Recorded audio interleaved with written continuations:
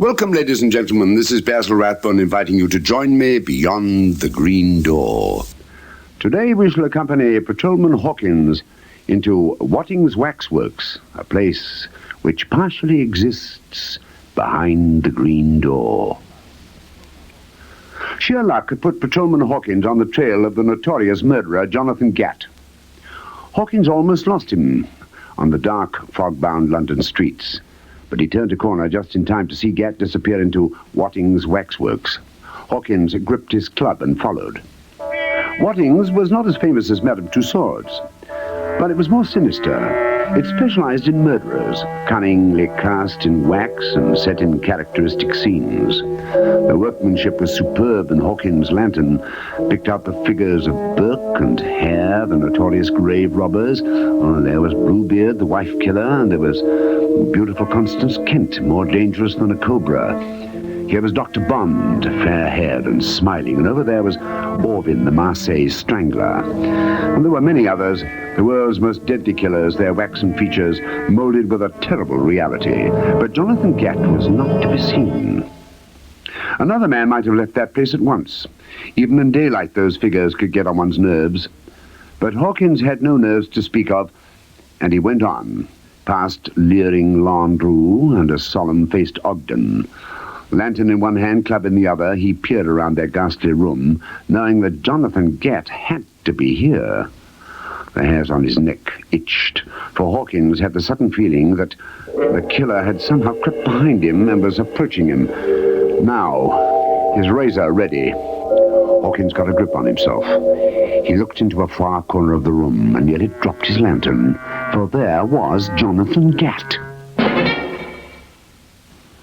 His razor was open. There was a grin on his face.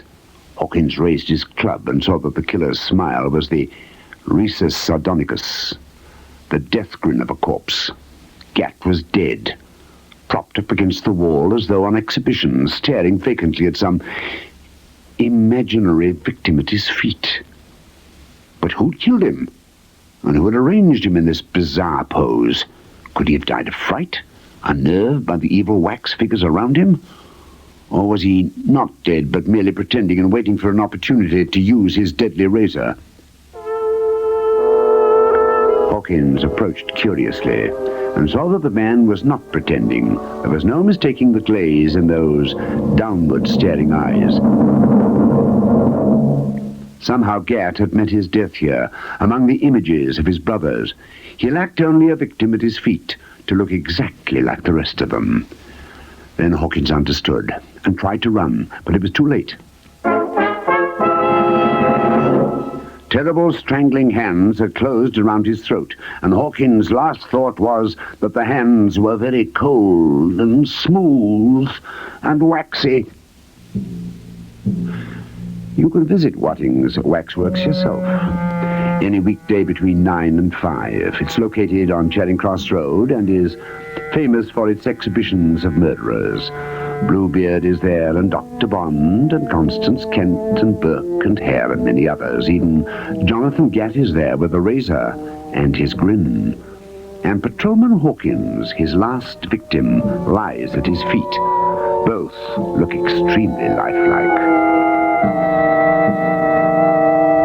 The official theory is that they killed each other, but Mr. Watting, the owner of the waxworks, is an astute businessman.